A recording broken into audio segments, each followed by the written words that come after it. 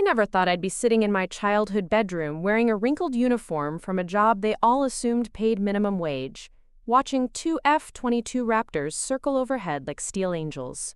I never thought I'd see my stepfather's face drain of all color as he realized the broke security guard he'd been mocking for years was actually a classified defense contractor worth more than his entire real estate empire. And when my mother finally whispered through trembling lips, "How much money do you actually have?" all I could do was sit there in my cheap polyester shirt, watching them scramble to piece together a truth they'd been too arrogant to see. Before we jump back in, tell us where you're tuning in from, and if this story touches you, make sure you're subscribed, because tomorrow, I've saved something extra special for you. But that moment of reckoning was still hours away. First, there were 7 years of silence to break. 7 years since I'd walked out of this same house in Millbrook Falls, Colorado, after my stepfather Richard told me I was a disappointment who would never amount to anything. 7 years since my mother chose his opinion over her own daughter's dreams. 7 years since I swore I wouldn't return until I had proven them all wrong. My name is Elena Vasquez, and back then I was 23, fresh out of college with a computer science degree that my family treated like expensive toilet paper. My older stepbrother Jason was the crown prince of their little kingdom. He'd gone straight into Richard's luxury car dealership, wearing $1,000 suits, and already being groomed as the heir apparent. My mother, Patricia, worshipped the ground he walked on. She'd brag to anyone who'd listen. "My son sells more Porsches than anyone in the state. He's going to own half of Colorado before he's 30. Then there was me, the stepdaughter, the one who should have married into money instead of wasting time with computers. But I wasn't built for that life. Something in me hungered for more than cocktail parties and charity galas. Maybe it was stubbornness. Maybe it was the quiet nights when my late father would visit me in dreams, his voice echoing the stories he used to tell before cancer took him when I was 12. "Mija," he would whisper, "you have the mind of an engineer and the heart of a warrior. Don't let anyone convince you to be smaller than you are." My real father, Miguel Vasquez, had been an aerospace engineer before his illness. He died when I was too young to understand what he actually did, but I kept his old textbooks, his slide rules, his faded NASA patches from projects he'd worked on in the 80s. My mother met Richard 2 years later, and those books disappeared into storage, replaced by golf trophies and business awards that meant nothing to me. When I was little, I used to sneak into the garage and run my fingers over my father's old toolbox, whispering promises to the faded photograph tucked inside. "One day I'll finish what you started, Papa. I'll build something that matters." It was that promise that drove me to my computer science degree, even when Richard called it a dead-end field for antisocial nerds. The night I told them about my job offer, the air in our Millbrook Falls mansion was thick with Richard's cigar smoke and the scent of his expensive cologne. The house always smelled like money and disappointment, at least to me. I'd graduated summa cum laude, and a small defense contractor called Titan Industries had offered me a position in their cybersecurity division. The salary wasn't impressive on paper, $45,000 to start, but something about the work excited me in ways I couldn't explain. Richard laughed when I told him. Actually laughed, his bourbon-stained teeth gleaming in the light of the crystal chandelier my mother had imported from Italy. "Cybersecurity," he wheezed, slapping his knee like I'd told the world's funniest joke. "Elena, sweetheart, you'll be making less than my receptionist. Jason here just closed a deal, worth more than you'll see in 5 years." That was it for me. My blood ran cold, my hands clenched into fists under the mahogany dining table. I looked at my mother, hoping for even a whisper of support, but she was already nodding along with her husband's assessment. Her silence cut deeper than his laughter ever could. I stood up slowly, my chair scraping against the marble floor. "You have no idea what you're talking about," I said, my voice steadier than I felt inside. Richard's grin widened. "Oh, I know exactly what I'm talking about. You're going to be some mall cop with a computer, making peanuts while pretending you're important. Jason's already making 6 figures, and he's younger than you. I'm 3 months older than him." I corrected, but it didn't matter. The damage was done. "Elena," my mother said softly. her voice carrying that placating tone I'd heard 1,000 times growing up. "Richard's just being practical. Maybe you could look into something more stable, more lucrative. Jason could probably get you an interview at the dealership." I looked around the room, at the oil paintings worth more than most people's cars, at the crystal glasses filled with wine that cost more per bottle than some people made in a week, at Jason smirking behind his perfectly manicured beard. This wasn't my family. These weren't my people. "I'm taking the job," I said quietly. Richard set down his glass hard enough to make the wine slosh. "Then you're making the biggest mistake of your life. Don't come crying to us when you can't afford to pay rent on whatever studio apartment that joke salary gets you." I walked to my room that night and packed everything that mattered to me into 2 suitcases. My father's photograph, his old engineering books, my diploma, and the letter from Titan Industries that would change my life in ways I couldn't have imagined. I left before dawn, driving my beat-up Honda Civic toward Denver, toward a future that my family couldn't see coming. The thing about classified work is that you can't tell anyone what you actually do. For 7 years, my family believed I was exactly what Richard predicted, a glorified mall cop making $45,000 a year. They had no idea that within 6 months of starting at Titan Industries, I'd been recruited into a black-budget program developing next-generation defense systems. They didn't know that my cybersecurity work involved creating encryption protocols for military satellites, or that my innovations had caught the attention of the Pentagon itself. By year 2, I wasn't just Elena Vasquez, the disappointment. I was Elena Vasquez, the woman who'd helped design the cyber warfare defense systems protecting America's most sensitive installations. By year 4, I had security clearances that would make most generals jealous. And by year 7, I owned a 37% stake in Titan Industries, making me worth somewhere north of $80 million on paper, with more flowing in every time the government renewed our contracts. But my family knew none of this. To them, I was still the girl who'd chosen a dead-end job over stability. The rare times my mother called, she'd ask how my little security work was going, her voice dripping with the kind of pity you'd reserve for a sick animal.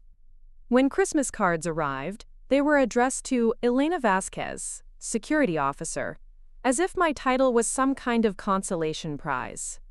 I could have told them the truth at any point. Could have sent them photos of the Pentagon meetings, the classified briefings, the moment when a 4-star general shook my hand and thanked me for my service to the country. But something held me back. Maybe it was pride. Maybe it was the knowledge that they'd only love me for my money, not for the person I'd become. The work itself was everything my father would have been proud of. Deep in the mountains outside Colorado Springs, Titan Industries operated facilities that looked like ordinary office buildings from the outside, but housed some of the most advanced technology on Earth.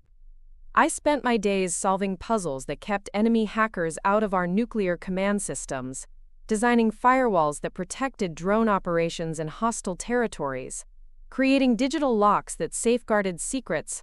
Preparing and narrating this story took us a lot of time. So if you are enjoying it, subscribe to our channel. It means a lot to us. Now, back to the story. Worth billions of dollars. My team was small, maybe 15 people total, but we were responsible for projects that could determine the outcome of wars. Every line of code I wrote, every system I designed, carried the weight of national security. It was terrifying and exhilarating and deeply meaningful in ways that selling luxury cars could never be. The money started flowing when the Pentagon realized that our small contractor was outperforming defense giants like Lockheed Martin and Raytheon in specific areas of cyber warfare. Our contracts grew from millions to hundreds of millions. My personal stock options, which had seemed like meaningless paper when I started, suddenly represented real wealth. By my 5th year, I was attending board meetings as one of the company's primary stakeholders. But wealth in the classified world is strange. I lived modestly by choice, partly because drawing attention to myself could compromise security, and partly because I'd learned to find satisfaction in the work itself, rather than the luxuries it could buy. I drove a reliable Toyota Camry, lived in a comfortable but unremarkable townhouse in a middle-class Denver suburb, and spent my money on things that mattered. My father's medical bills that we'd never been able to fully pay, college scholarships for kids from families like mine, quiet donations to causes that aligned with my values. The irony wasn't lost on me.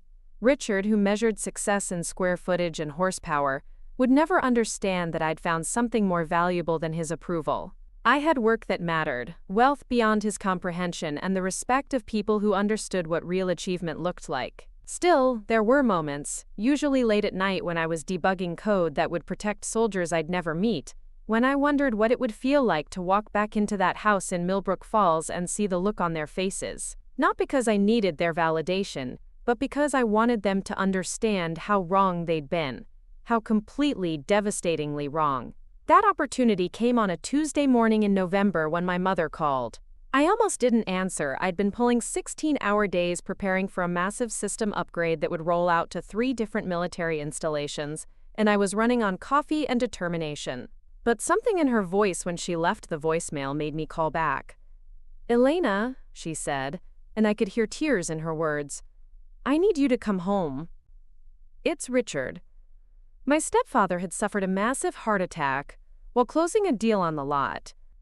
He was in intensive care at Denver Presbyterian, the same hospital where they'd treated my father all those years ago. The doctors weren't sure if he'd survive, and my mother was falling apart. "I know things have been difficult between you and Richard," she continued, her voice breaking. "But you're my daughter. I need you here, please." I could have said no. Could have sent flowers and a card and continued with my life in Denver. Richard had never treated me like family, had never shown me the respect I'd earned through years of hard work. But my mother, despite all her mistakes and misplaced loyalties, was still my mother. And some bonds run deeper than money or pride, or years of accumulated hurt. "I'll be there tomorrow," I told her.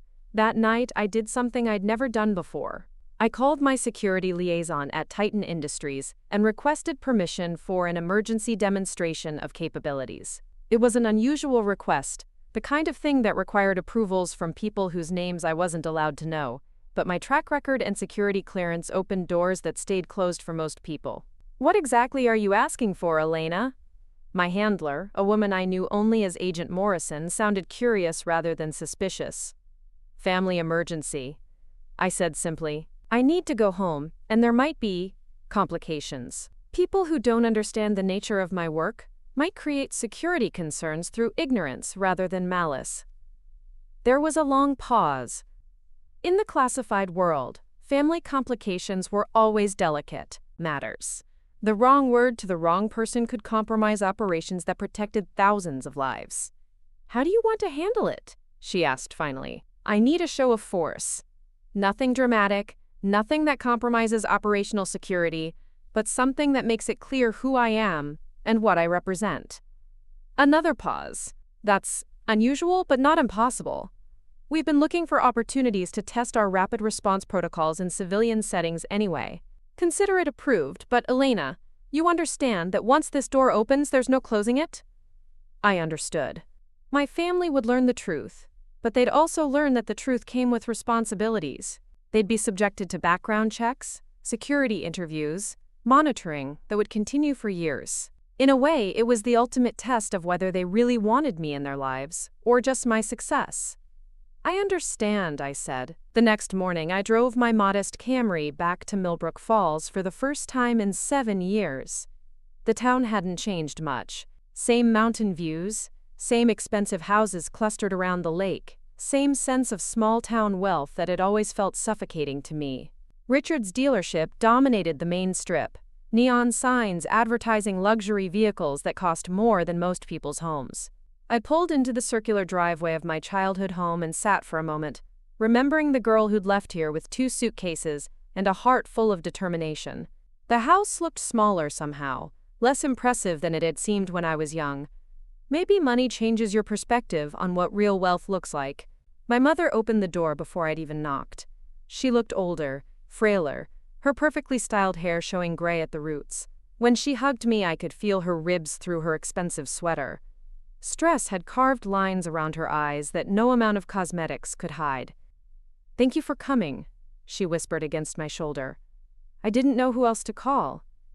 Inside, nothing had changed. Same marble floors, same crystal chandeliers, same oil paintings that cost more than most people's cars.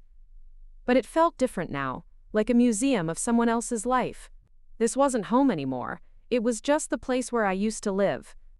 Jason was there, of course, sprawled across the leather sectional in his expensive suit, looking every inch the successful businessman he'd been groomed to become. He glanced up when I walked in, his eyes immediately cataloging my appearance. Modest jeans, simple blouse, shoes that were comfortable rather than fashionable. "Well, look what the cat dragged in," he said with that same smirk I remembered from childhood. "How's the rent-a-cop business treating you, sis?" I didn't react. 7 years of classified work had taught me patience, had shown me the power of waiting for the right moment to reveal what you knew.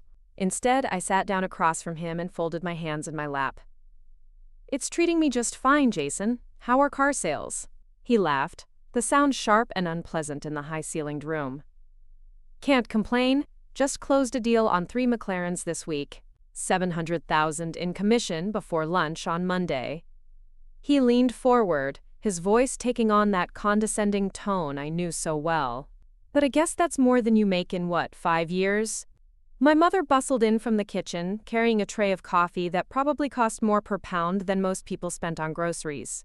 She set it down between us, her hands trembling slightly. "Boys," she said, though neither Jason nor I qualified as boys anymore, "please, not now. Not with Richard in the hospital."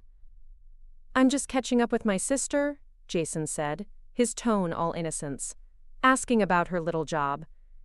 "What is it you do again, Elena? Security? Like, mall security? Department store security?" I could have ended it right there. Could have pulled out my phone and shown him the classified briefings, the Pentagon emails, the stock certificates that represented more wealth than his car lot would generate in a decade. But something held me back. Maybe it was curiosity. Maybe I wanted to see just how deep his arrogance ran. "I work in cybersecurity," I said simply. "Right, cybersecurity." He drew out the words like they were foreign, incomprehensible. "At some little company nobody's ever heard of. Making what, 50 grand a year? 60 if you're lucky?" "Something like that," I agreed. My mother looked uncomfortable, clearly wanting to change the subject, but not sure how. She'd always been a peacekeeper, smoothing over conflicts rather than addressing them directly. It was one of the reasons she'd chosen Richard over her daughter's happiness all those years ago. "Elena's always been practical," she said carefully. "Not everyone needs to make a lot of money to be happy." The patronizing tone in her voice stung more than Jason's open hostility. At least he was honest about his contempt. My mother wrapped hers in false kindness, making it somehow worse. "That's right, Mom," I said evenly. "Not everyone needs to make a lot of money." Jason leaned back, satisfied that he'd established the hierarchy. In his mind, I was still the failure, the sister who'd chosen stability over success, security over ambition. He had no idea that while he'd been selling cars to rich tourists, I'd been building systems that protected the country he claimed to love. "So what's your plan here?" he continued. "Stay for a few days, hold Mom's hand, then go back to your little apartment in Denver? I mean, it's sweet that you came, but let's be realistic. Richard never liked you, and now that he might not make it..." He shrugged, the gesture casual and cruel. "Well, let's just say the will probably doesn't include stepdaughters who walked out on the family." That stung because it was probably true. Richard had never made any secret of his preference for Jason, had never treated me like real family. If he died, I wouldn't inherit so much as a photograph. Not that I needed his money anymore, but the principle still hurt. "I didn't come here for money, Jason," I said quietly. "Good thing," he shot back, "because you're not getting any." My mother's face crumpled. "Stop it, both of you. Richard is lying in that hospital bed, and all you can do is argue about money?" "I'm not arguing," I said, standing up. "I think I'll go see him." Denver Presbyterian Hospital smelled like antiseptic and floor wax, the same smell I remembered from my father's final months. I found Richard in the cardiac ICU, machines beeping around him like electronic prayers. He looked smaller than I remembered, his face gray against the white pillows. My mother had followed me, her heels clicking against the linoleum floor. She stood beside me, watching the man she'd chosen over her daughter's happiness fighting for each breath. "The doctors say it was massive," she whispered. "They don't know if he'll wake up." I looked at him lying there, this man who'd dismissed my dreams, mocked my choices, treated me like an unwelcome guest in my own home. I should have felt satisfaction, maybe even vindication. Instead, I felt something closer to pity. "I'm sorry, Mom," I said, and I meant it. We stood there in silence, watching the machines track his vital signs. After a while, she reached for my hand, her fingers cold and thin. "Elena," she said softly, "I need to ask you something, and I need you to be honest with me." "Okay. Are you really happy? With your life, I mean. With your job?" It was such a simple question, but loaded with years of accumulated doubt and misunderstanding. She was asking if I regretted walking away from their world of luxury cars and social climbing, if I wished I'd taken Jason's path instead of my own. "Yes," I said, and it was the truth. I love my work. I love what I do every day. I love knowing that what I build matters, that it protects people, that it makes a difference. She squeezed my hand tighter. "But the money isn't everything, Mom." "But you must struggle. Living paycheck to paycheck, never being able to afford nice things." I almost laughed. If she only knew that the nice things she was worried about were sitting in my portfolio, earning interest faster than Jason could sell McLarens. But this wasn't the time for revelations. Not here, not like this. "I'm doing fine," I said instead. We stayed at the hospital until visiting hours ended, then drove back to the house in separate cars. Jason's BMW was gone from the driveway, probably off to some business dinner or social event that would reinforce his image as the successful son. That night, I lay in my old bedroom, staring at the ceiling and listening to the house settle around me. Everything was exactly as I'd left it 7 years ago, as if time had stopped the moment I walked out the door. My high school trophies still sat on the dresser, my computer science textbooks still lined the shelves. It was like a shrine to the girl I used to be. My phone buzzed with a text message from Agent Morrison. "Demonstration approved for tomorrow afternoon. Are you ready for this?" I typed back, "Ready." The next morning I woke to the sound of voices downstairs. Jason's laugh echoed up the stairwell, along with several other male voices I didn't recognize. I dressed quickly and headed down to find him holding court in the living room, surrounded by 3 other men in expensive suits. "Elena," he called when he saw me, his voice carrying that false heartiness that meant he was about to humiliate me in front of strangers. "Come meet some friends of mine. This is my sister, the one I was telling you about." The men looked up politely, their eyes taking in my simple clothes and unimpressive appearance. One of them, a heavy-set man with gold rings on every finger, smiled indulgently. "The security guard, right?" he said. "Jason was telling us how you work for some little tech company." "Something like that," I agreed, accepting the coffee my mother offered with trembling hands. "That's so sweet," another man chimed in. "It's nice to see someone who's content with simple work. Not everyone can be an entrepreneur like Jason here." Jason preened under the attention, clearly enjoying his role as the successful son surrounded by his unsuccessful sister. He'd probably been planning this moment since I'd arrived, gathering his friends to witness my humiliation.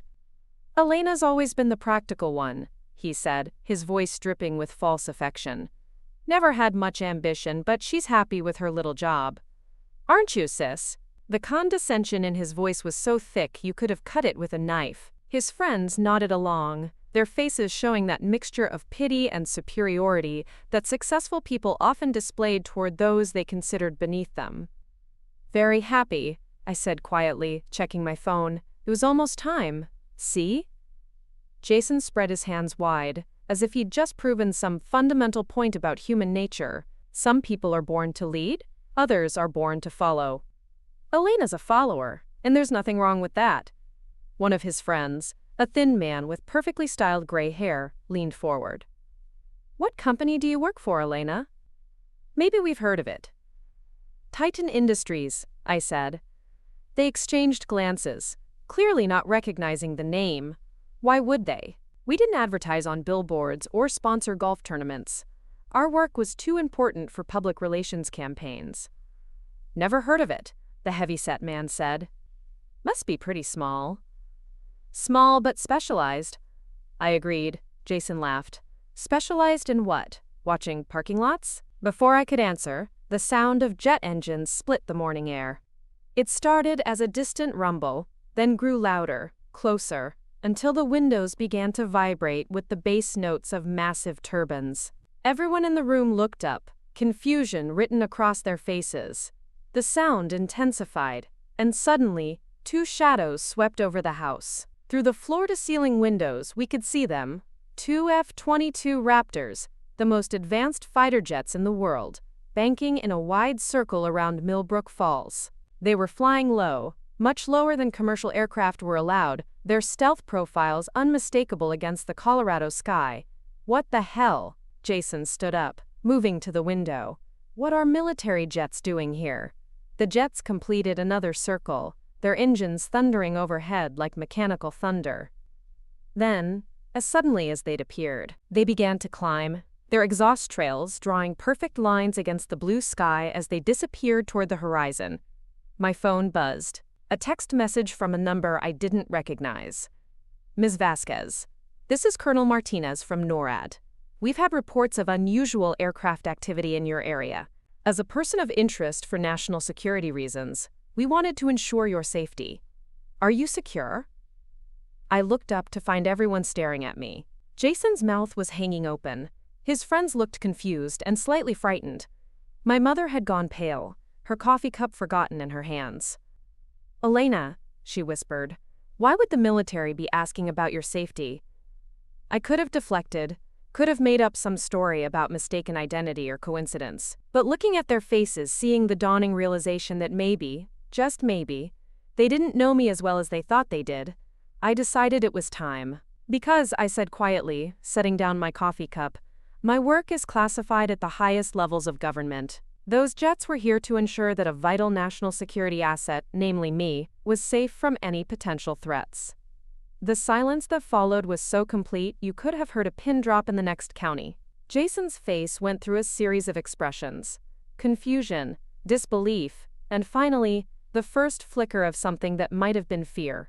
That's impossible, he said, but his voice lacked conviction.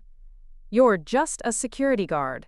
I pulled out my phone and showed them the text message from Colonel Martinez. Then I scrolled to another message, this one from Agent Morrison.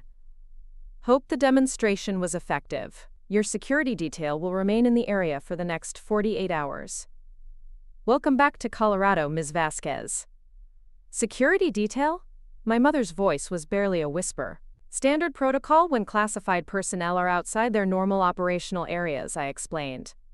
Those F-22s were just the visible component. There are also ground teams, electronic surveillance, and probably a satellite or two keeping an eye on things.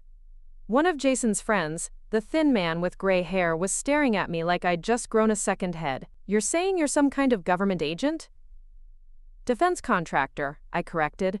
I design and implement cybersecurity systems for military applications. My security clearance is higher than most generals, and my work protects systems that, if compromised, could threaten national security on a global scale. Jason sank back into his chair, his face pale. But you said you made $50,000 a year. I said something like that. I agreed. I never specified exactly how much something like that was. My mother set down her coffee cup with shaking hands. Elena, how much money do you actually make? It was the question I'd been waiting for. The moment when 7 years of carefully maintained fiction would crumble. I looked around the room at these people who'd dismissed me, mocked me, treated me like a failure who'd chosen security over success. My annual compensation varies depending on contract renewals and stock performance, I said carefully. But last year it was approximately $12 million. The number hung in the air like a physical presence. Jason's friends looked at each other, then back at me, as if trying to process information that didn't compute with everything they thought they knew. 12 million? Jason's voice cracked like he was 13 again. That's just salary and direct compensation. I continued. I also own 37% of Titan Industries. which is currently valued at around $220 million.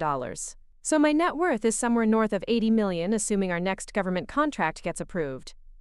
My mother made a sound that was half gasp, half sob. One of Jason's friends stood up abruptly, muttering something about having to be somewhere else. The others followed quickly, clearly uncomfortable with the revelation that they'd been condescending to someone who could buy and sell them without thinking about it. When they were gone, the three of us sat in silence. The house felt different now, smaller somehow, as if my revelation had shifted the fundamental balance of power in ways that couldn't be undone. $80 million, my mother finally said, her voice hollow with disbelief. Give or take, I confirmed. Jason was staring at me like he'd never seen me before. Why didn't you tell us?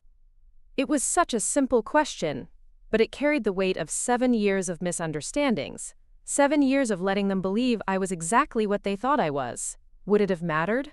I asked. Would you have treated me differently if you'd known about the money? Of course it would have mattered, Jason said quickly. We would have. What? Been proud of me? Respected my choices? Invited me to family dinners? I shook my head. You would have loved the money, Jason, but you still wouldn't have understood the work. My mother was crying now, tears streaming down her carefully made-up face. I'm so sorry, Elena. All these years, we thought. You thought exactly what I let you think, I said gently. The work I do requires secrecy. I couldn't tell you the truth even if I'd wanted to, but I also didn't try very hard to help you understand that there might be more to the story. But why? Jason's voice was plaintive now, all his earlier arrogance gone. Why let us think you were struggling? Why let us treat you like a failure? I finished. Because I needed to know who you really were.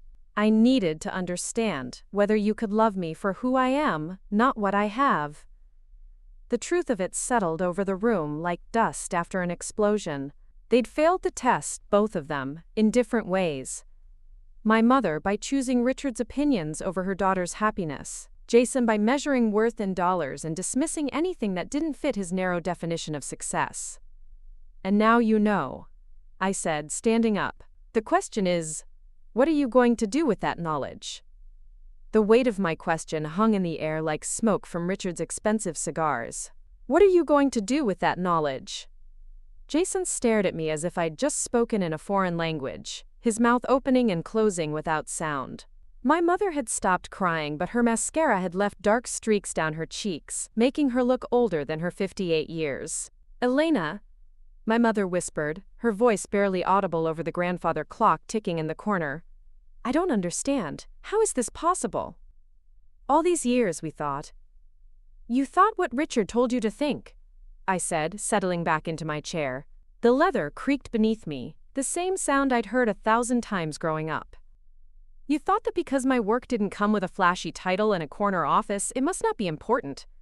You thought that because I chose substance over spectacle, I must be failing. Jason finally found his voice, though it came out as a croak. But you never said anything. You never corrected us when we... When you what, Jason? When you mocked my choices? When you dismissed my career as glorified mall security? When you made it clear that my worth as a family member was directly tied to my bank account? I kept my voice level, professional. 7 years of briefing Pentagon officials had taught me the power of controlled emotion. Tell me, when exactly should I have interrupted your superiority complex to explain that I was actually more successful than you'd ever dreamed of being? He flinched as if I'd slapped him. The golden boy who'd spent his entire adult life basking in his stepfather's approval suddenly looked like what he'd always been underneath. A spoiled child who'd never had to prove himself against real competition. My phone buzzed again. Another text from Colonel Martinez. Ms. Vasquez, we've had some unusual electronic surveillance detected in your vicinity. Standard protocol requires us to investigate any potential security breaches. Is your location secure? I showed them the message, watching their faces pale further. This is what my life actually looks like, I explained. Every movement monitored, every communication screened, every relationship evaluated for security risks. Those F-22s weren't just for show. They were responding to the fact that I'd suddenly appeared in a location outside my normal patterns, surrounded by people who hadn't been background checked. Background checked? My mother's voice was barely a whisper. Standard procedure for anyone who has regular contact with classified personnel above a certain clearance level. I scrolled through my phone, showing them another message. As we speak, federal agents are running comprehensive security assessments on both of you, on Jason's friends who are just here, probably on everyone who's had contact with me since I arrived. Jason's face had gone from pale to green. What kind of security assessment? Financial records, employment history, criminal background, association patterns, social media activity, travel history, phone records for the past several years. I rattled off the list like I was reading grocery items. They'll interview your neighbors, your coworkers, your business partners. They'll examine every aspect of your lives to determine whether you pose a security risk to national defense operations. That's insane, Jason breathed. That's the price of knowing the truth about what I do. I leaned forward, my voice taking on the edge I usually reserved for subordinates who questioned my decisions. You wanted to know why I never told you about my success? This is why. Because knowledge of my work doesn't just affect me. It affects everyone around me. Forever. My mother was staring at her hands, her expensive rings catching the light from the crystal chandelier. Elena, I need you to understand something. We never meant to hurt you. Richard what, Mom? Richard just what? The words came out sharper than I'd intended, carrying 7 years of accumulated frustration. Richard just decided that his opinion mattered more than his stepdaughter's dreams? Richard just concluded that because my work didn't fit his narrow definition of success, it must be worthless? She looked up at me, and for the first time I could see past the perfectly applied makeup to the woman underneath. She looked exhausted, beaten down by years of trying to keep peace between a domineering husband and a daughter who refused to conform to his expectations. He was trying to protect you, she said softly. I almost laughed. Protect me from what? From disappointment, from failure. He'd seen so many young people chase impossible dreams and end up with nothing. He thought he was being practical. Practical. I tasted the word like something bitter. Mom, do you know what I did last month? I designed the encryption protocols that protect our submarine communication systems. If those systems fail, if someone breaks my code, American submarines become sitting ducks in hostile waters. Sailors die. National security crumbles. That's not practical, Mom. That's life and death on a scale that Richard's car lot could never comprehend. Jason was scrolling through his phone now, probably trying to Google Titan Industries. Good luck with that, I thought. Companies that work exclusively with classified contracts don't have websites full of testimonials and corporate philosophy statements. I can't find anything about your company online, he said, frustration creeping into his voice. Of course you can't. We're what's called a mom-black budget operation. Our existence is classified, our contracts are classified, our personnel are classified. The only people who know what we do are the people who need to know, and that list doesn't include family members of employees. Then how do we know you're telling the truth? Jason's question came out more aggressive than he probably intended. A last desperate attempt to maintain his worldview where he was the successful one and I was the failure. I pulled out my phone again and dialed a number I'd memorized years ago, but never expected to use in a situation like this. It rang twice before a crisp female voice answered. Titan Industries, secure line, this is Agent Morrison. Agent Morrison, this is Elena Vasquez. I'm currently at a family location dealing with some security concerns. I need emergency clearance for family notification protocols. Understood, Ms. Vasquez. Are you in immediate danger? Negative. This is a disclosure situation. Family members require verification of my employment status and security clearance level. There was a pause. In the background, I could hear the clicking of computer keys. Ms. Vasquez, you understand that family notification protocols are typically reserved for life-threatening situations or imminent compromise of classified materials? I understand. I also understand that my family's lack of information about my actual work is creating a potential security vulnerability. They're asking questions that could lead to them seeking answers through inappropriate channels. Another pause. I see your point. Authorization granted for limited disclosure. I'll patch you through to our family liaison specialist. The line clicked, and a new voice came on. Male, older, with the kind of authority that comes from years of dealing with delicate situations. Ms. Vasquez, this is Director Harrison. I understand you need family verification services? I put the phone on speaker so Jason and my mother could hear both sides of the conversation. Yes, sir. I need confirmation of my employment status and general security clearance level for immediate family members. Understood. For the record, are you Elena Maria Vasquez, employee identification number 7749, currently holding top secret SCI clearance with special access to code word level programs? That's correct. And you are requesting disclosure to which individuals? I looked at my mother and Jason, both of whom were staring at the phone like it might explode. Patricia Harrington, my mother, and Jason Harrington, my stepbrother. Very well. Mrs. Harrington, Mr. Harrington, this is Director Harrison with the Defense Security Service. I can confirm that Elena Vasquez is a valued contractor working on highly classified defense programs. Her security clearance level is among the highest granted to civilian personnel, and her work directly contributes to national security operations of the utmost importance. Jason's mouth fell open. My mother's hands were trembling so badly she had to clasp them together in her lap. Can you tell us what she does exactly? My mother asked. I'm afraid I cannot discuss specific job functions or project details. However, I can tell you that Ms. Vasquez is considered essential personnel, meaning her work is deemed critical to national defense. The military escort you witnessed earlier today was standard protocol for protecting high-value assets. High-value assets, Jason repeated weakly. Indeed. Ms. Vasquez, do you require any additional verification services? No, sir. Thank you for your time. Of course.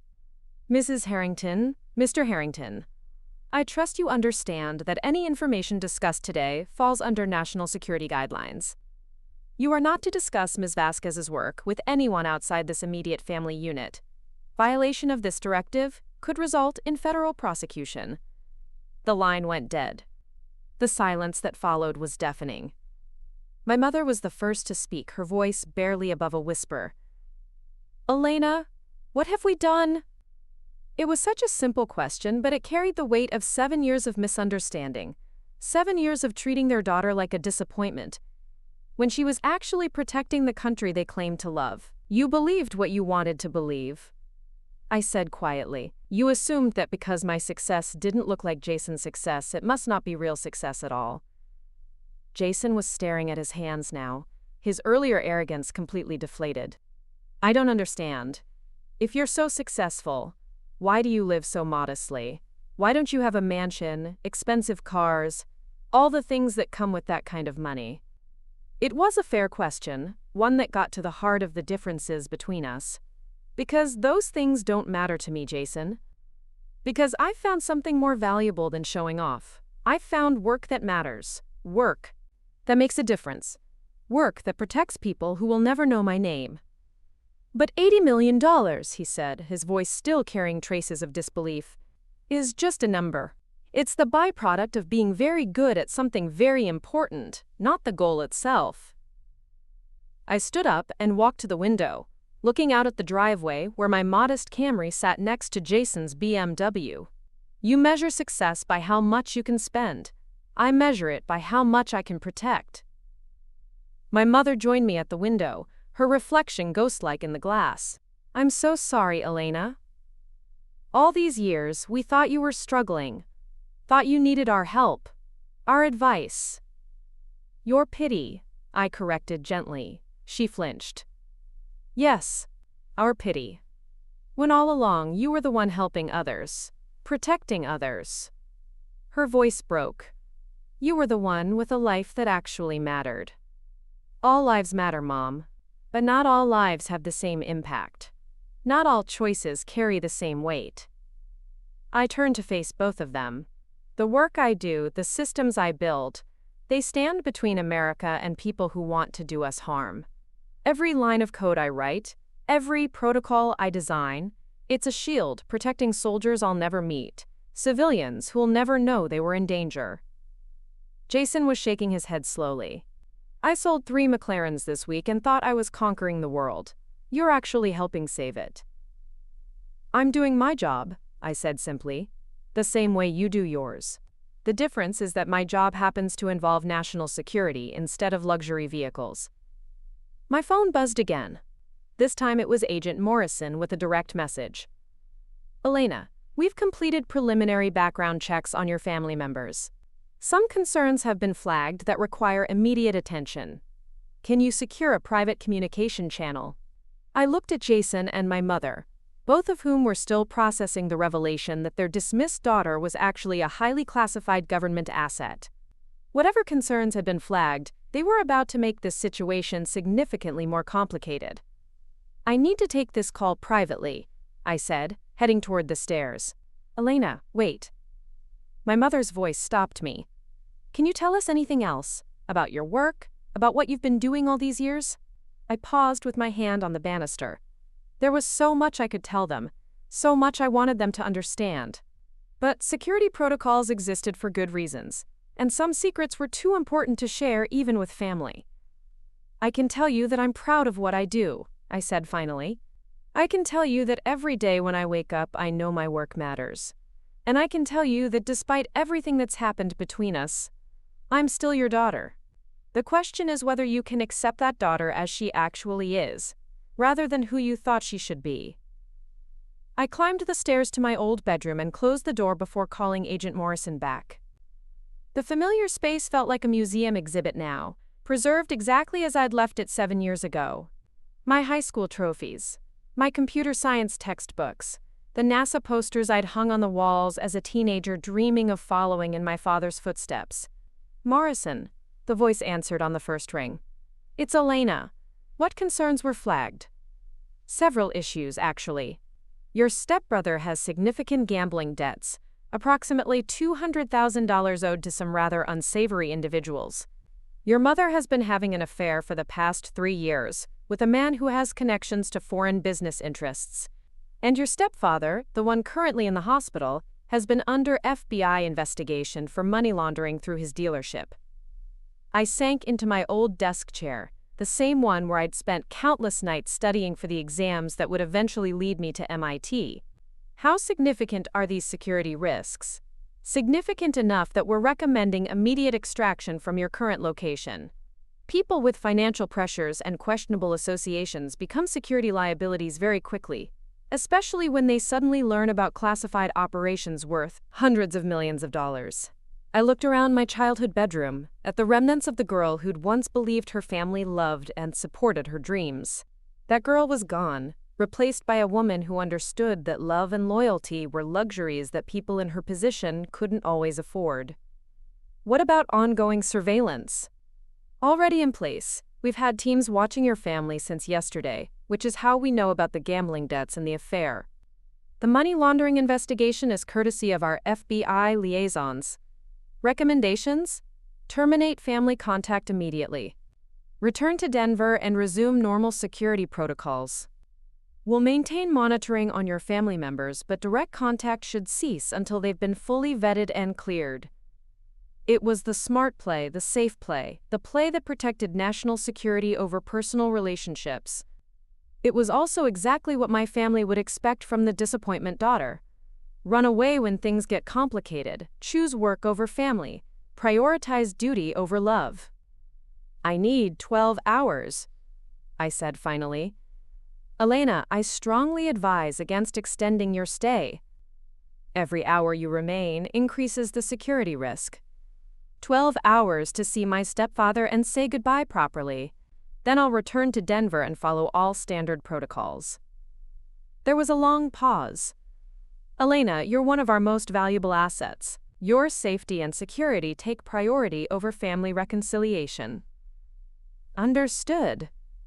But I'm also a human being, and I need to handle this like one. 12 hours. Another pause. Approved, But you'll have close protection the entire time, and at the first sign of security compromise, we extract you immediately." Agreed. I hung up and sat in the gathering darkness of my childhood room, listening to the voices downstairs. My mother and Jason were talking quietly, their words indistinct but their tones carrying the weight of shock and realization. They were processing the fact that everything they thought they knew about me was wrong. In 12 hours, I would walk away from them again, possibly forever this time. Not because of anger or hurt feelings, but because my work was more important than my personal relationships. Because national security took precedence over family dynamics. Because sometimes the price of protecting everyone was sacrificing the chance to be loved by anyone. The irony wasn't lost on me. I'd spent 7 years proving that I didn't need their approval or validation, that I could succeed without their support. Now, just as they were beginning to understand what I'd actually accomplished, I had to walk away because that very success made me too dangerous to be around. I heard footsteps on the stairs, then a soft knock on my door. "Elena, it's Mom. Can I come in?" "Come in?" She opened the door hesitantly, like she was entering a stranger's room instead of her daughter's childhood sanctuary. In many ways, she was. The Elena who had lived in this room was gone, replaced by someone she was only beginning to understand. "I wanted to apologize," she said, perching on the edge of my bed like she had when I was small and afraid of thunderstorms. "For everything. For not supporting you when you needed it most. For choosing Richard's opinions over your dreams. For letting you walk out of here thinking we didn't love you. Did you love me?" The question came out more vulnerable than I'd intended. 7 years of success and independence, and I still needed to know whether my own mother had ever truly valued me as a person. Her face crumpled. "Of course I loved you. I love you. I just didn't understand you." Richard made everything seem so black and white. Success or failure. Practical or impractical. I thought I was protecting you from disappointment. "By disappointing me yourself?" She nodded, tears flowing freely now. "By disappointing you myself. By being too weak to stand up for my own daughter when she needed me most. I wanted to comfort her, to tell her that everything was forgiven and we could start over, but the truth was more complicated than that. Her choices had shaped me in ways both positive and negative. Her failure to support me had forced me to become self-reliant, to find validation from within, rather than seeking it from others. In some ways, her weakness had made me stronger. "Mom, there's something you need to know," I said carefully. "My work, my security clearance, they come with restrictions. I can't maintain normal family relationships without putting everyone at risk." She looked up sharply. "What do you mean?" "I mean that knowing about my work makes you a security liability. You'll be monitored, investigated, watched for the rest of your life. Any mistake, any indiscretion, any association with the wrong people, and it reflects back on me." The implications sank in slowly. I could see her processing what this meant. That her affair, Jason's gambling, Richard's potential criminal activities, all of it was now part of my security profile. "Elena, I need to tell you something," she said quietly. "About Richard. About some of the things he's been involved in. I already know about the money laundering investigation." Her face went white. "How could you possibly know that?" "Because the moment I revealed my security clearance, federal agents started investigating everyone in my immediate circle. They know about your affair, Jason's gambling debts, Richard's business practices. They know everything." She buried her face in her hands. "What have I done? What have we all done?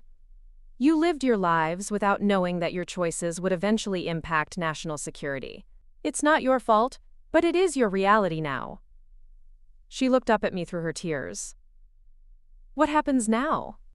"Now I have 12 hours to decide whether maintaining a relationship with this family is worth the security risk it represents. 12 hours to say goodbye to the people who raised me, because my work is more important than my personal life." The weight of it settled over both of us. This wasn't a movie where love conquered all and families reunited against impossible odds. This was real life, where choices had consequences, and some sacrifices were permanent. "Is there anything we can do?" she asked desperately. "Any way to fix this? You can tell me the truth about everything. Richard's business, your relationship, Jason's debts, all of it. Let me understand exactly what kind of security risk this family represents." She took a deep breath and began to talk. For the next hour, she laid out a picture of a family living beyond their means, making compromises with ethics and legality to maintain an image of success.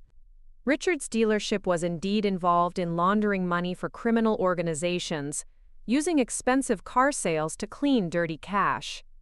Her affair wasn't just romantic, it was with a businessman who had ties to foreign interests, people who would love to get leverage over someone with my security clearance.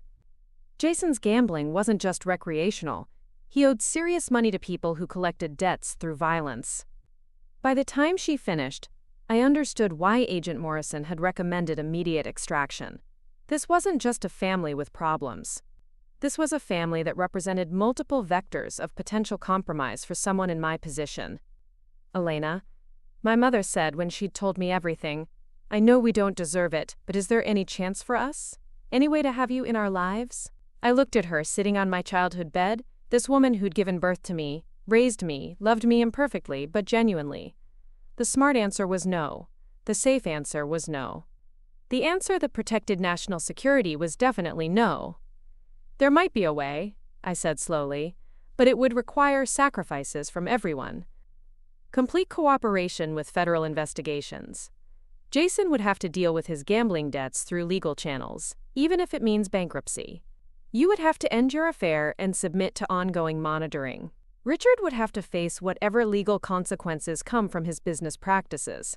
And if we do all that, then maybe, eventually, we could have supervised contact. Maybe once or twice a year, under controlled circumstances, with security oversight." It wasn't much, but it was more than most people in my position ever got. She nodded slowly. "I'll talk to Jason. We'll do whatever it takes." "Don't make promises you can't keep, Mom. This isn't about wanting to change. This is about actually changing. Permanently, completely, without reservation." "I understand. Do you? Because this isn't a negotiation. This is me explaining the only possible path forward, and it's a path that might not work even if you follow it perfectly." She reached out and took my hand, her fingers cold and trembling. "Elena, can I ask you something?" "What? Are you happy? Really truly happy with the life you've built?" It was such a simple question, but it cut to the heart of everything. Was I happy? I was successful, wealthy, respected in my field, contributing to something larger than myself. But was I happy? "I'm fulfilled," I said finally. "I'm proud of what I do. I know my life matters.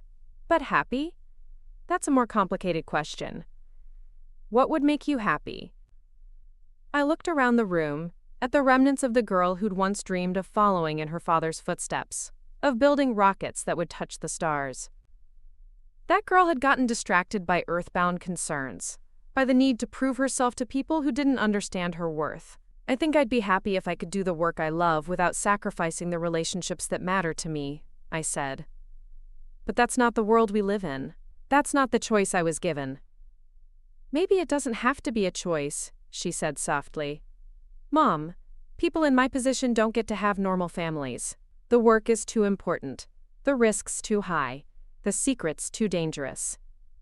I chose this life knowing what it would cost." "But did you choose it, really? Or did we push you toward it by making you feel like you had to prove yourself?" The question hit harder than I expected. How much of my career path had been driven by genuine passion, and how much by the need to show my family that I was worthy of respect? How much of my success was about serving my country, and how much was about proving Richard wrong? "Does it matter?" I asked. "It might, because if part of why you chose this life was to prove something to us, then maybe we owe you the chance to choose again." I squeezed her hand, feeling the weight of 7 years of separation and misunderstanding. "It's too late for that, Mom. I'm in too deep now. The work I do, the clearances I hold, they're not things you can just walk away from." "But you could find a balance. You could find a way to have both the work and the family." "Not with this family. Not with the security risks you've all created. The truth hung between us, heavy and unavoidable. My family's choices had made them incompatible with my life, regardless of how much love existed on either side. A soft knock interrupted us. Jason stood in the doorway, looking smaller and younger than I'd seen him since we were teenagers. "Elena, can I talk to you?" I nodded, and my mother squeezed my hand before leaving us alone. Jason came in and closed the door, then leaned against it as if he needed physical support. "I need you to know something," he said. "The gambling, the debts, they're worse than Mom told you." "How much worse?" 300,000 worse. "And the people I owe, they're not just criminals, they're connected to foreign interests, people who would love to get information about someone like you." My heart sank. This was exactly the kind of complication that would make any relationship impossible. "Jason, do you understand what you're telling me?" "I'm telling you that I've made choices that put you in danger. I'm telling you that my stupidity and weakness have created a situation where your own brother is a security threat." "Stepbrother." I corrected automatically, then immediately regretted it. "I'm sorry. That was unfair." "No, it wasn't. I've never treated you like real family, so why should you treat me like it?" He slumped into my old desk chair, looking defeated. "Elena, I need you to understand something.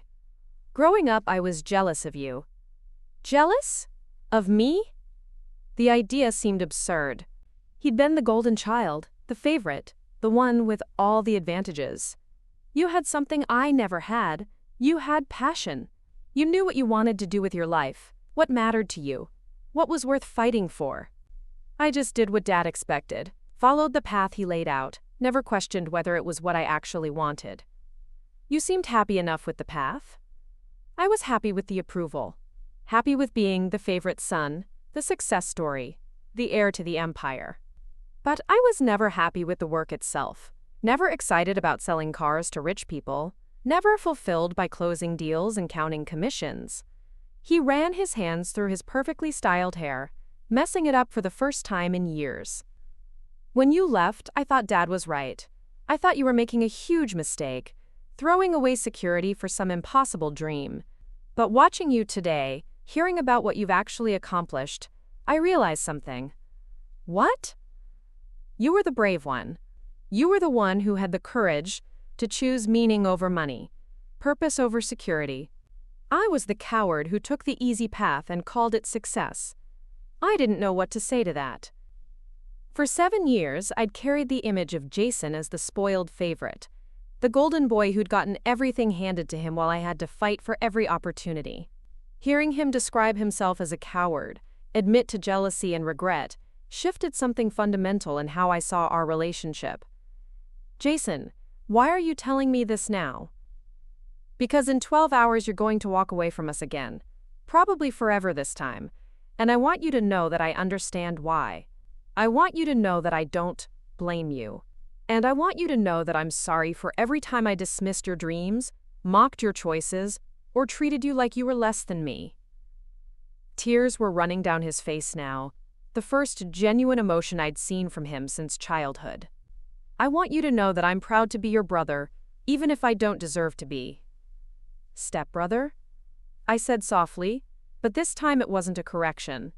It was a reminder that family wasn't always about blood. "Elena, is there any way, any possibility at all, that we could fix this? That we could find a way to be family again?" I thought about Agent Morrison's warnings, about the security protocols that governed my life, about the reality of what my work required. Then I thought about the girl who'd once fallen asleep in this room dreaming of rockets and stars, and whether she'd ever imagined that success would mean walking away from everyone she'd once loved.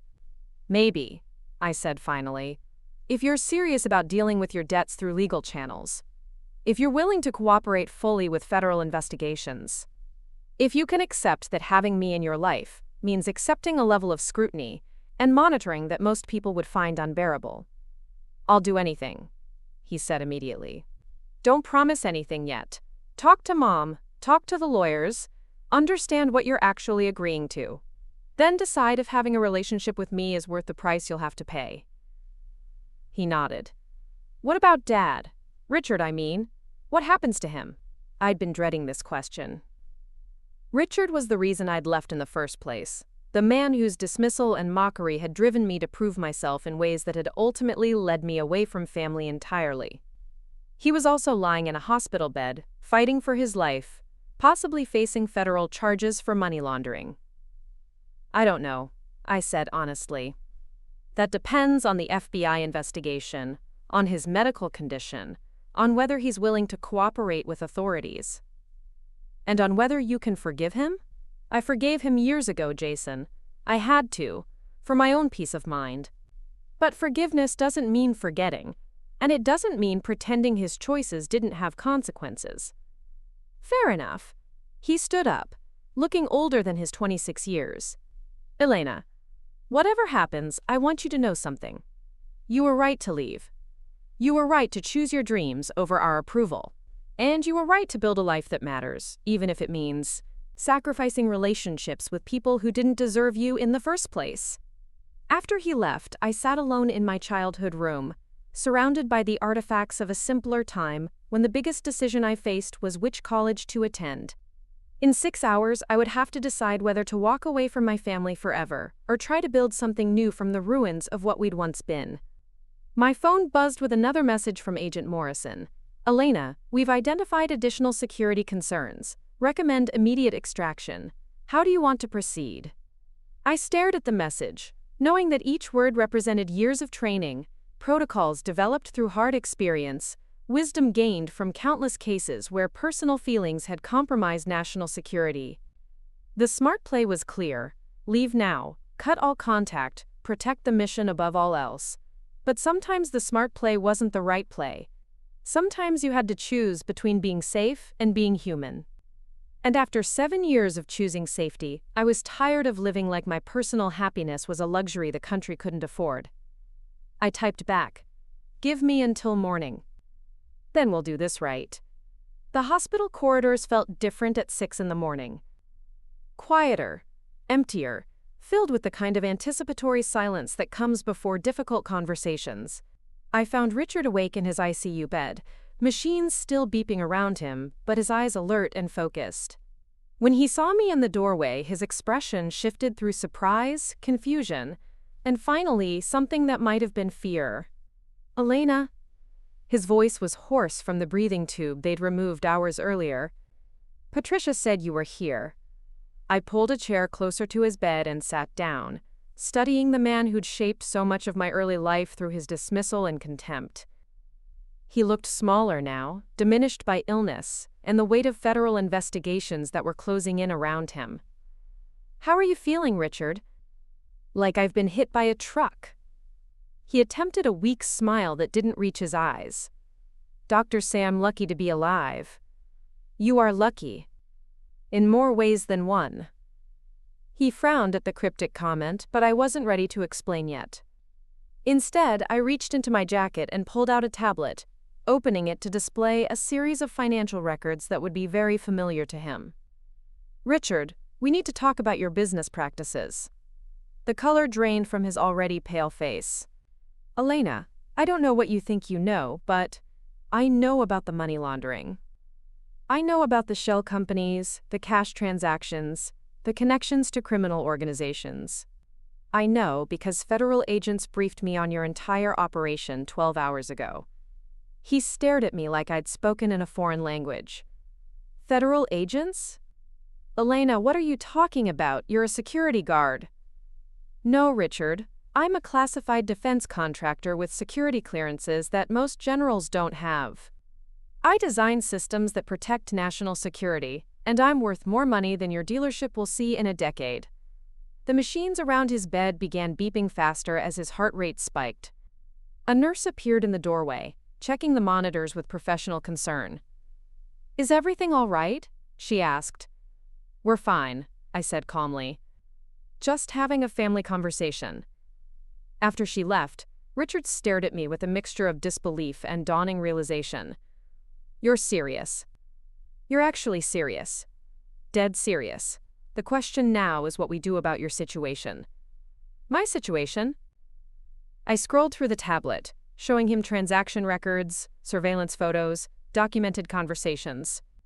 The FBI has been building a case against you for 18 months. They have enough evidence to put you away for money laundering, racketeering, and conspiracy. The only reason you haven't been arrested yet is because they're still tracking the money trail. He closed his eyes, the weight of his choices finally catching up with him. How do you know all this? Because when someone with my security clearance has family members under federal investigation, I get briefed on the details. Your crimes don't just affect you, Richard. They affect my ability to do my job, to protect national security. Elena, I never meant for any of this to touch you. I didn't even know what you really did. But it does touch me. Your choices have made my entire family a security risk. Do you understand what that means? He shook his head weakly. It means I have to choose between my work and my family.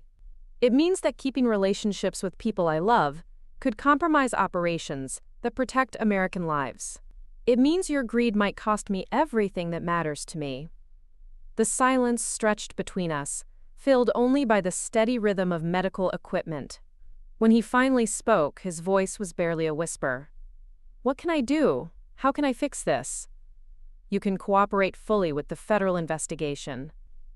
You can provide complete financial records, testify against your criminal associates, accept whatever prison sentence comes your way. You can take responsibility for your choices and stop letting them hurt the people around you. And if I do that, then maybe, eventually, there might be a path back to some kind of family relationship. Supervised, monitored, restricted, but possible. He was crying now, tears rolling down his cheeks as the full magnitude of his situation became clear. Elena, I owe you an apology, a real one, for everything I said.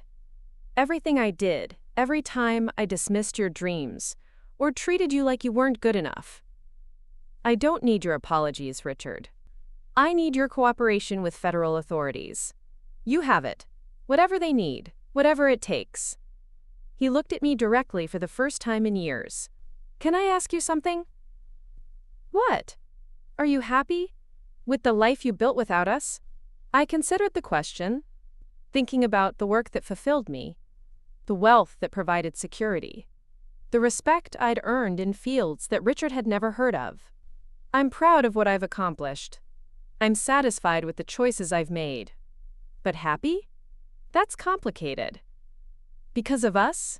Because we drove you away? Because success in my field requires sacrifices that most people never have to make. Because protecting everyone sometimes means being close to no one. My phone buzzed. Agent Morrison. Elena, your time is up. We need you back in Denver within the hour. I stood up, closing the tablet and preparing to leave. This would likely be the last conversation I'd have with Richard for years, possibly forever. Richard, there's something else you need to know. The people you've been working with, the criminal organizations that have been using your dealership, they're not just thieves and drug dealers. Some of them have connections to foreign intelligence services. His face went white. What are you saying? I'm saying your business made you a potential asset for people who would love to get leverage over someone like me. I'm saying your choices didn't just risk your freedom. They risked national security. Elena, I swear I never knew. I never would have put you in danger. But you did. And now we all have to live with the consequences. I walked toward the door, then paused. Richard, for what it's worth, I forgave you years ago. Not because you deserved it, but because carrying anger was poisoning my own life. But forgiveness doesn't erase consequences. Elena, wait. His voice was desperate now. Will I ever see you again? I turned back one last time. That depends on whether you're willing to spend the rest of your life earning the right to be part of mine. In the elevator down to the lobby, I called Agent Morrison. I'm ready for extraction. Copy that. Your security detail is waiting outside. The hospital lobby was nearly empty at this early hour, just a few staff members beginning their shifts, and the occasional visitor clutching coffee cups like lifelines. Through the glass doors, I could see 2 black SUVs idling at the curb, their occupants invisible behind tinted windows. My phone rang. It was my mother. Elena, are you leaving? Yes. Without saying goodbye? I stopped walking. Mom, this isn't goodbye. This is me choosing my work over my personal life, the same choice I've been making for 7 years. The same choice I'll keep making until either you all get your lives straightened out or I find a way to balance duty with family. How long will that take? I don't know. Maybe years? Maybe never. That depends on choices you make, not me. Elena, I love you. Whatever else happens, whatever mistakes we've made, I want you to know that I love you and I'm proud of you. The words hit harder than I'd expected. After 7 years of feeling like the family disappointment, hearing my mother say she was proud of me meant more than I'd realized. I love you too, Mom. All of you. Even Richard. That's why this hurts so much. Then don't do it. Don't choose work over family. I'm not choosing work over family. I'm choosing the protection of millions of people over the comfort of 4. It's not a choice I want to make, but it's the right choice. Through the glass doors, one of the agents was checking his watch. My extraction time was up. I have to go, Mom. Elena, wait. Will you answer one more question? What? If you could do it all over again, would you still choose the same path? Knowing what it would cost, knowing it would separate you from everyone you love. I thought about the question as I walked toward the doors, toward the waiting vehicles, toward a life of protecting people who would never know my name or understand my sacrifice. Yes, I said finally, because some things are more important than personal happiness. Some responsibilities are bigger than individual desires. Some choices define who you are, not just who you love. I understand. Do you really? I'm beginning to. I pushed through the glass doors into the cold morning air. The agents were already opening car doors, preparing for the drive back to Denver, back to my secure life, back to work that mattered more than family dinners or holiday gatherings. Mom, I'll call you when I can. No promises about when or how often, but I'll try to stay in touch. That's all I can ask for. As I climbed into the SUV, I took one last look at the hospital where Richard was fighting for his life and his freedom. My family would have to find their own way through the consequences of their choices. I'd given them a roadmap, but I couldn't walk the path for them. The agent in the passenger seat turned around as we pulled away from the curb. Ma'am, there's been a development you should know about. We've identified additional security concerns related to your stepbrother's gambling debts. What kind of concerns? The people he owes money to have been asking questions about you. They know your family, and they're trying to determine if you're worth leveraging. I leaned back in the leather seat, watching Millbrook Falls disappear in the rearview mirror.